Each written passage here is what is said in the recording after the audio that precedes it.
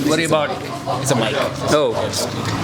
So as getting older, I started to think about what is it we can do to keep the odds in our favor that we don't get heart disease, other diabetes, obesity that's affecting millions of people in this country and back in India. So it was almost 10 years ago that I chanced upon a documentary called Forks Over Knives. I don't know if you've heard about the name. And that really made a deep impression on me, that is the lifestyle choices we make has a lot to do with what happens to our body and what's the risk of our getting sort of chronic diseases. I mean, I had organized this in a form of a lecture. I have kind of slides, but obviously the format is a little different. So, and you sent me a talk from a few years ago from a cardiologist and actually it's interesting. He started his talk with a case. And case happened to be a 46-year-old South Asian male that happened to be his brother-in-law living in a different town. So he says he calls him on a Saturday morning saying that, I'm feeling nauseous, I'm feeling shortness of breath, and maybe a little bit of chest pain. And what should I do? Well, he told him to go to the emergency room. And this guy is only 46. And he goes to the emergency room. They find he was having a heart attack. And they put a couple of stents in him. So, unfortunately, this kind of story, I'm sure some of you may have personal knowledge of people in their young ages getting heart attack or some diabetes and things of that nature. So, and this person was, moderately obese, little hypertension, no family history, didn't smoke, exercised intermittently, but he was having a heart attack. Top 10 causes of death include heart disease number 1. In this country and in India, certainly among the affluent people, educated people, like you guys, have a high incidence of heart disease. Cancer is another common disease. If you go through the top 10 lists, it seems like at least 8 of them can be influenced heavily by the lifestyle choices we make every day. So really the purpose of gathering here is, and I'm just going to point to, what is it? Well, first of all, be aware that there is a problem. And secondly, what is it that we can do that improves our odds? And unfortunately, it seems like South Asians and Indians happen to be at a much higher risk of getting heart disease than the Western population. Reasons are not entirely understood. They tend to get more diabetes. They have more sort of obesity around the middle. And when we talk about at what age, there is a thing called BMI, which kind of relates there's a measure of how obese a person is. And that relates your height to your weight. For Western population, they'll say a BMI 18.5 to 25 is healthy range. But it seems like the people from India, they tend to get affected by these bad things at a lower BMI, like 23. Another thing I'm going to mention is ED. I don't know if you are familiar with the term ED, erectile dysfunction. And the reason I'm mentioning this, that it actually is a close relationship with other problems, because it depends on good function of blood vessels. About 30 million men in this country have ED. In medical school, they use it for, 40% over 40 men in this country would have ED.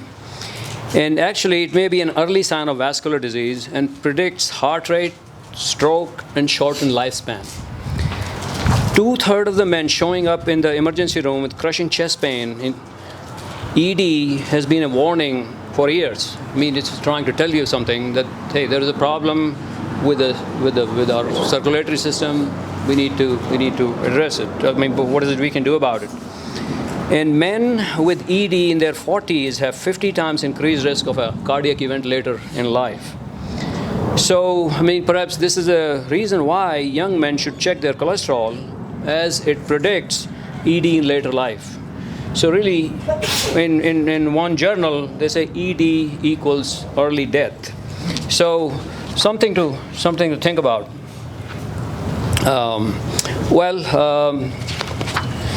Then diabetes is another. When I was a medical student, of course, that was so long ago, almost more than 45 years ago. We used to, I mean, how common is diabetes? I remember about 2%, but that's not the case anymore. In this country, like about 10% of population, adult population, has diabetes. And about, if you include the people with pre-diabetes, it's like close to 30%. In India, the situation is similar. I mean, and diabetes not only affects your blood sugar level, it puts you at all kind of increased risk of heart attack, stroke, kidney problems, amputations, and things of that nature. The next slide I have here, I mean, this is every few years, people around the world, the medical experts are, coming up with, well, first of all, there is more and more research, and what kind of stuff can we do about it? So there is a publication called Global Burden of Disease, and they look at what are the dietary risk factors. So it might, I mean, I'm going to go through the number one risk factor that we can control in diet is diet low in whole grains. Second is diet low in fruits, diet low in nuts and seeds, diet lows high in sodium, diet low in vegetables, diet low in fiber. There are about 15 causes there. There is not one mention. So, I mean, the top 15 things we should do about your diet, not once they say our diet is lacking in meat, animal protein, we are not drinking enough milk, we are not taking enough fat. Those are actually the things we are overdoing, but the things we should be doing, so are whole grains, fruits, nuts and seeds, and minimizing sodium, etc. So, yeah, that's all right. Of course, there have been all kind of studies which have kind of tried to find, what life choices we should make that will improve our health. One of the largest study was done in Europe in 20 plus medical centers. They recruited about 500,000 of people from, and they looked at really 4 factors. They looked at, whether a person smoked or not, whether their BMI or their weight in relation to their height was, below a certain number. BMI cutoff they chose was 30. Whether they did 3.5 hours a week of moderate physical activity. I mean, we are not talking about running marathons or not even doing what we are about to do today. Just being active in the day that raises your heart rate in what is considered moderate physical activity range. And whether they had a healthy diet. Now, what is a healthy diet? That means different things to different people. For this purpose of the study, they called healthy diet that is associated with high intake of fruits, vegetables, whole grains, unprocessed whole grains, and low meat. So 4 things.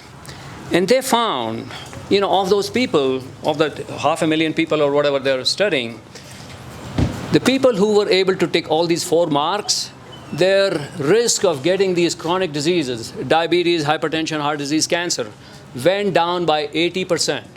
80%. So interestingly, there was a survey how many of American population you think can check all those 4 boxes? They found less than 3% people can check all those boxes who are active to the extent that is recommended, who are eating the way that they recommend. So, and of course, physical activity. And it goes back. There was a very interesting study called London transport workers study. I mean, London is a huge city, and their transport department just includes buses, services, trains, and all the kind of stuff. It was a huge number. So they had 30,000 employees.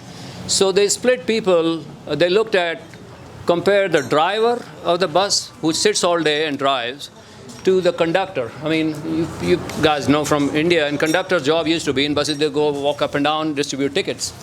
So it might, I mean, it's not surprised that they found that heart disease was more common among drivers who sat all day. And not only that, when they showed up in emergency room, there was a more risk of them actually having a more severe heart attack that killed them, as opposed to the guy who was just, walking up and down distributing tickets. And the drivers tended to be younger when they got their first heart attack.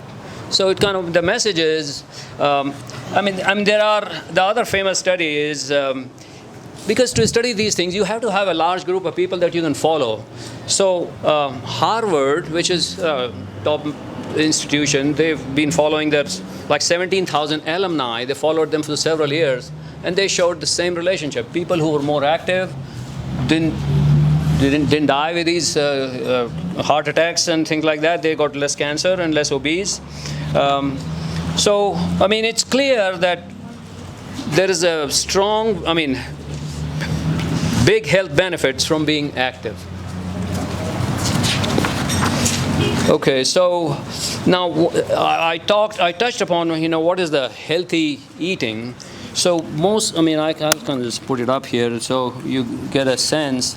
So what is the healthy eating plate should look like?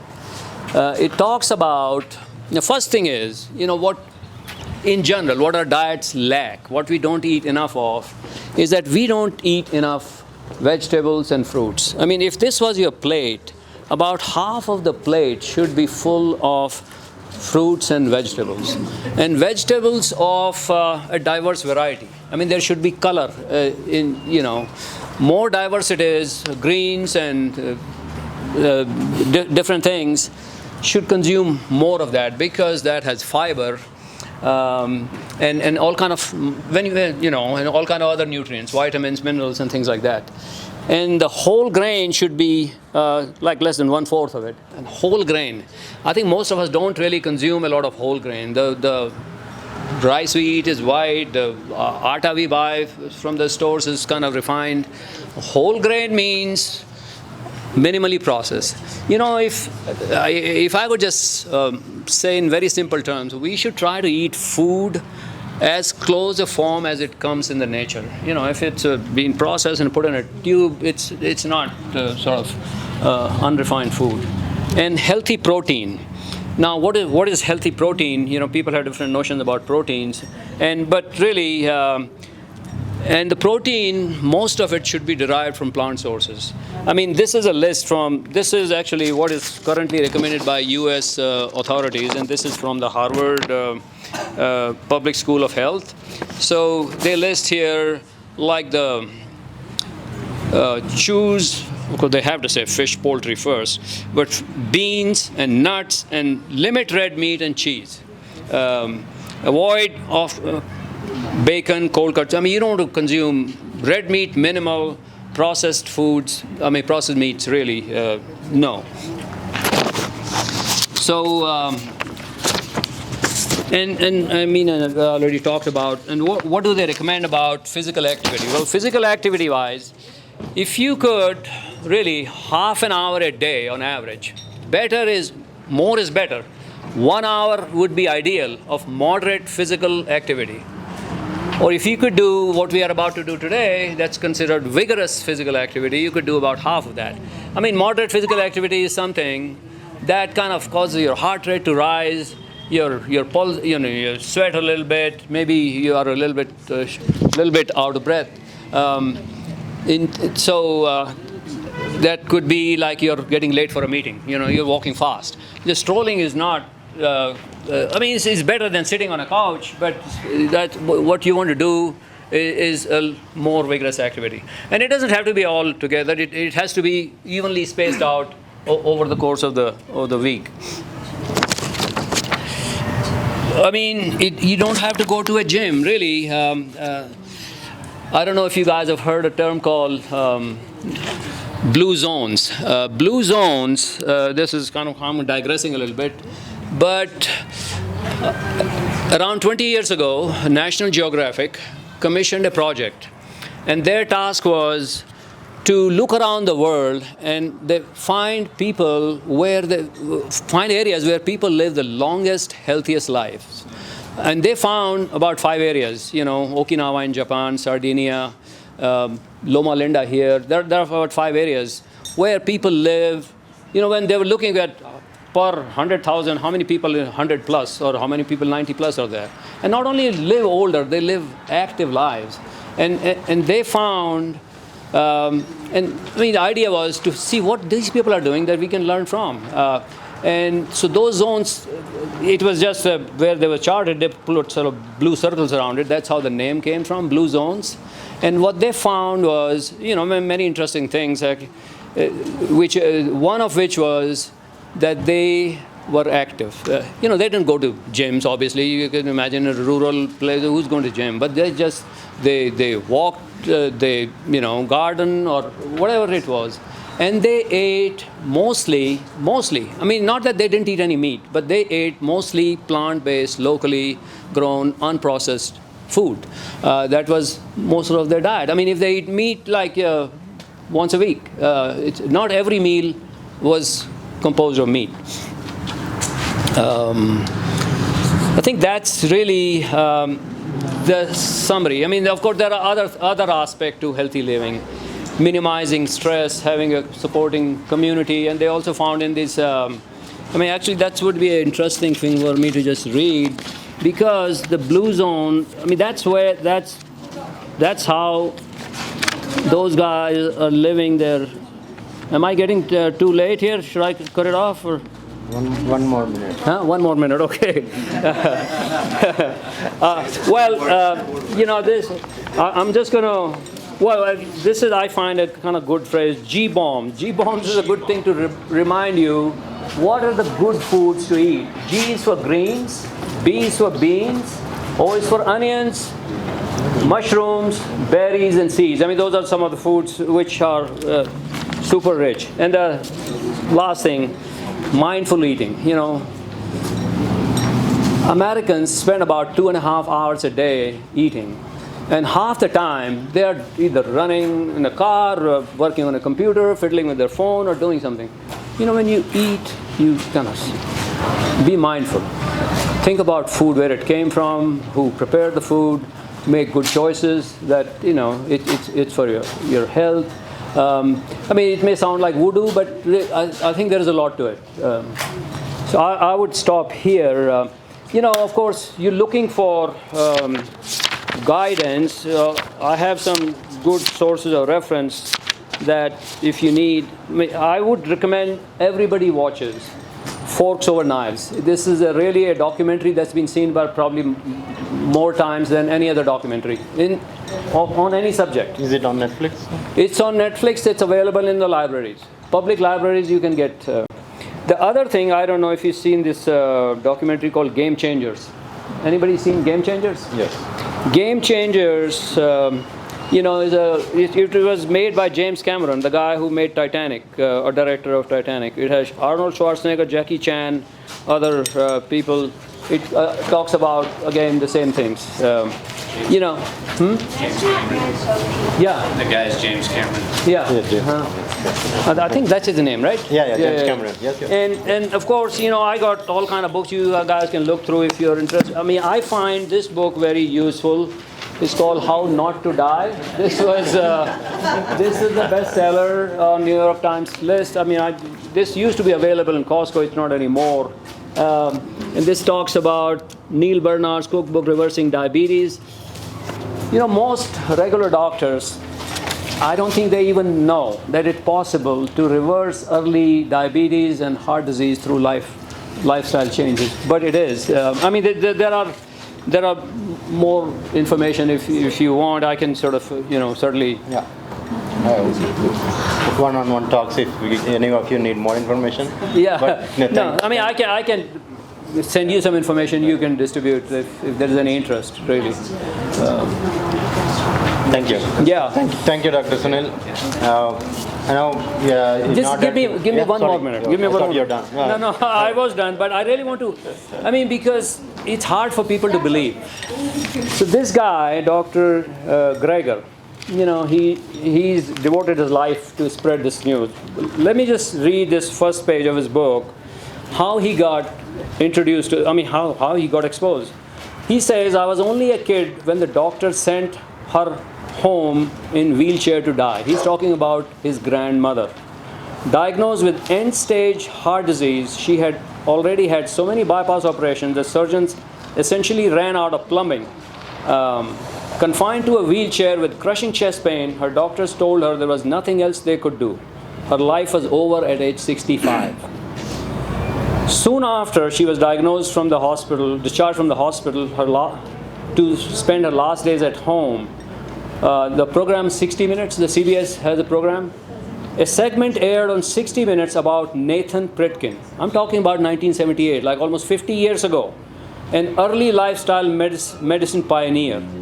He had just opened a new center in California, and my grandmother, in desperation, somehow made the cross-country trek to become one of first patients. So this is a 65-year-old woman who's been told, there's nothing we can do, your heart is damaged beyond repair. There was a live-in program where everyone was placed on a plant-based diet and then started on a graded exercise program. They wheeled my grandmother in, she walked out. 1 month later, when she walked out, she could walk 10 miles. 10 miles. Just preparing for this talk, I kind of Googled this and I watched this section. This man, who was not even a doctor, this guy Pritkin was not a physician, but he was a smart guy. Based on his observations on what people in uncivilized societies, how they live their life, they don't get heart disease. Why is it? And so he put these people. And actually this documentary, Forks Over Knives, shows exactly the same thing. People who were given no hope, you're going to die in 1 year. 20 years later, they're still alive because they follow that. Okay, I'll stop. Yeah. Yeah. Thank you. Anyone, we still have lots of t-shirts, regardless of whether you registered online or not. There are more t-shirts available for everyone who is here. And if you have registered online, there should be a bib with your name printed. And even if you have not registered online, we have some bibs without the name. So we have markers here. You can write your name if you really don't need to wear the t-shirt and the bib. But it's good to be wearing, and we can have a good colorful picture. And this event is telling earlier, currently happening in lots of countries, not just in India and US here. There are 120 countries in which run is being done in small to large scale.